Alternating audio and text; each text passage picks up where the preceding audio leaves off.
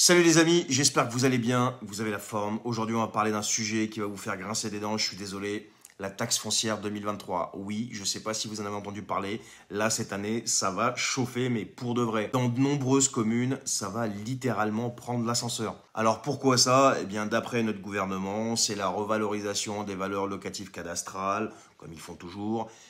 Et aussi la baisse des dotations de l'État aux collectivités territoriales et aussi l'inflation et tout un tas d'excuses derrière. Alors qu'est-ce qui va se passer concrètement? À partir du 30 août 2023, les premiers avis de taxes foncières vont tomber. Bon, ça arrive tout le temps. Chaque année, c'est normal. Mais pour certains, ça va faire très mal. Certaines grandes villes vont connaître des hausses vertigineuses. À Paris, par exemple, ils prévoient une hausse mais de 59,1%. Mais c'est une dinguerie. Vous avez bien entendu, 59,1%. Tout ce que je vous dis, c'est vérifiable. Hein. Metz et Lyon, c'est respectivement 13,4 et 8,8%. Alors vous inquiétez pas, tout n'est pas sombre, parce que certaines communes ont décidé de ne pas augmenter le taux de taxe foncière pour 2023, voire même de le diminuer légèrement. Alors si vous habitez à Marseille, Toulouse, Nantes, Nice, Rennes, Strasbourg, Saint-Louis à La Réunion, Compiègne ou Tarbes par exemple, eh bien vous allez pouvoir souffler un peu. Alors pour finir sur une note positive, et c'est là que je trouve que c'est un petit peu hypocrite parce qu'il n'y a pas beaucoup de monde qui vont pouvoir y prétendre, sachez que certains d'entre vous pourront quand même bénéficier d'une exonération de taxes foncières sur leur résidence principale, pas sur les résidences secondaires, locatives, ce que vous voulez.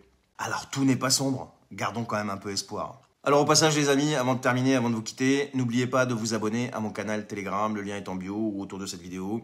Voilà, c'est pour éviter la censure tout simplement. Merci à ceux qui se sont abonnés et bienvenue aux nouveaux arrivants et à ceux qui vont s'abonner. Et pour terminer cette vidéo, moi je vous dis juste une chose.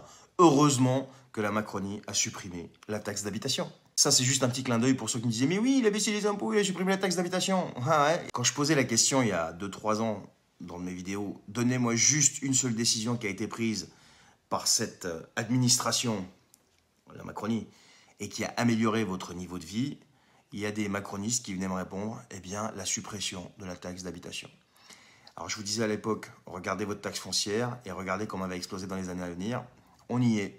Voilà les amis. Allez, bonne journée. Ciao.